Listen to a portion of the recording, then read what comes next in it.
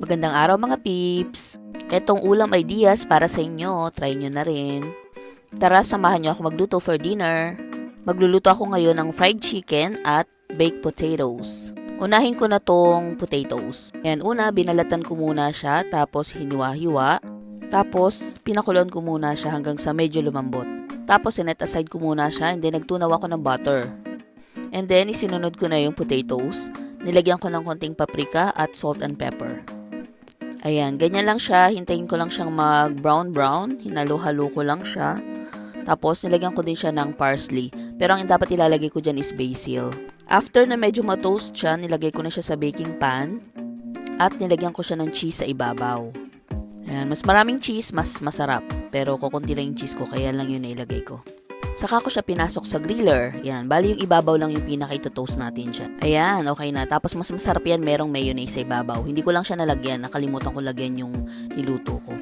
Ayan, tapos next na natin yung fried chicken. Yung fried chicken ko naman is, na-marinate ko na siya overnight. Nilagyan ko na yun ng timpla na paprika, salt and pepper, magic sarap. Nilagyan ko din ng cornstarch. Tapos, isang egg. Doon ko siya minarinade overnight, doon sa mga na yun, sa mga ingredients na yun. Then, bago ko siya iprito, nagmix naman ako ng separate na cornstarch tsaka all-purpose flour. Nilagyan ko ng konting water, minix ko lang, tapos nung smooth na, saka ko naman hinalo dito sa aking marinated chicken. Tapos saka ko siya hinalo-halo, and then pinirito ko na. Ganun naman yung way nung pag-fried chicken ko ngayon. Dito lang nung nakaraan na yung fried chicken ko, yung binibreading ko lang ng harina. Ayun, iniba ko lang ng style yung pang-coating ko ngayon. At nagustuhan naman nila, masarap naman daw. And then, dahil nga dry yung ulam namin, puro prito, gumawa din ako ng egg drop soup.